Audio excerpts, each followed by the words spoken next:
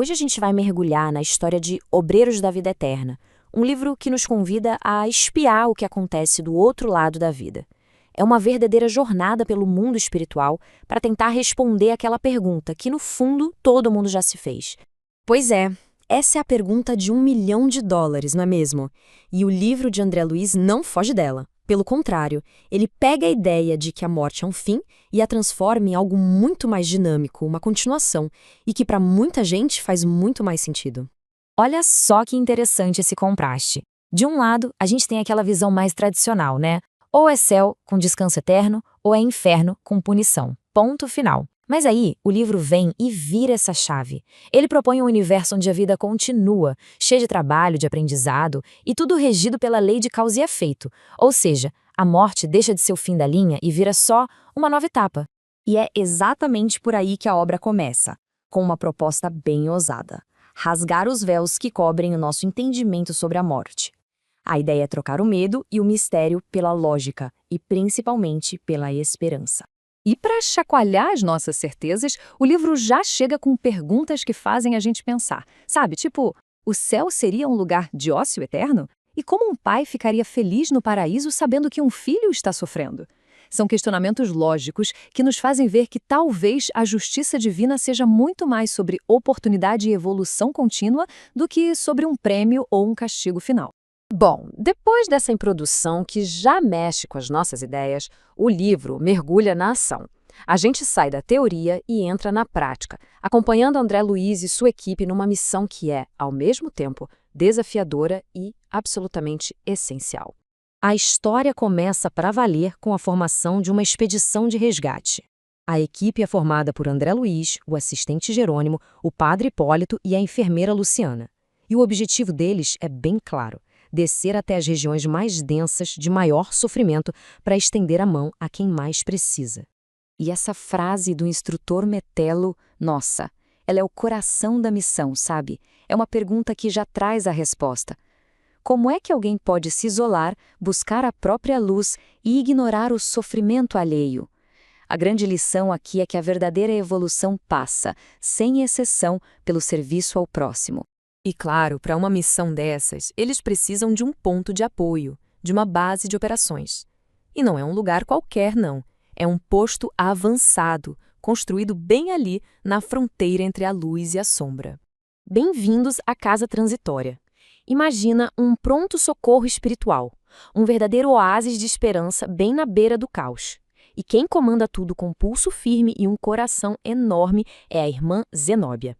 É ali que as equipes se preparam e para onde os espíritos resgatados são levados para receber os primeiros cuidados.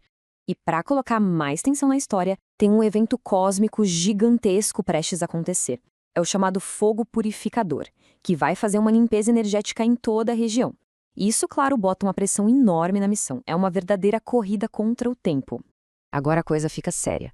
A equipe começa a parte mais perigosa da jornada: a descida até as zonas de sofrimento. Um lugar onde a dor mental e espiritual é quase palpável. Imagina a cena. A primeira coisa que você percebe lá não é visual, é sonora. A escuridão é rasgada por gritos, por gemidos. São os ecos de vidas de desespero. O que domina o ambiente é o lamento de quem se arrependeu tarde demais e a revolta de quem ainda não entendeu a própria responsabilidade no sofrimento. E é exatamente no meio dessa escuridão, nesse cenário tão denso, que a pequena luz da equipe de resgate aparece, pronta para começar um trabalho que parece impossível. E para a gente entender como esse resgate funciona na prática, o livro nos mostra o caso do Domênico.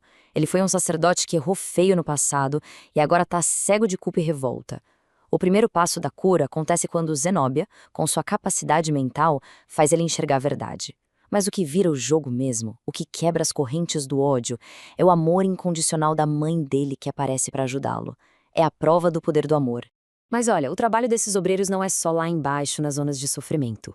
O livro mostra outra faceta fascinante da missão: o auxílio direto às pessoas que estão aqui, na Terra, no momento exato da morte, a chamada Grande Travessia.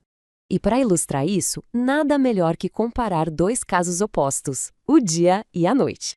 De um lado, a Adelaide, uma vida inteira de serviço ao próximo. Resultado, uma passagem tranquila, cheia de paz, amparada por amigos espirituais. Do outro, o cavalcante, apegado às coisas materiais, aos erros, e o resultado? Uma morte difícil, agonizante, cheia de medo. Fica muito claro que a gente colhe na morte exatamente o que plantou na vida. E o mais incrível é que o livro detalha a morte não como um apagar das luzes, mas como um processo quase técnico, super organizado. Primeiro, eles criam uma proteção energética em volta da pessoa. Depois, com passes, vão soltando os laços que prendem o espírito ao corpo.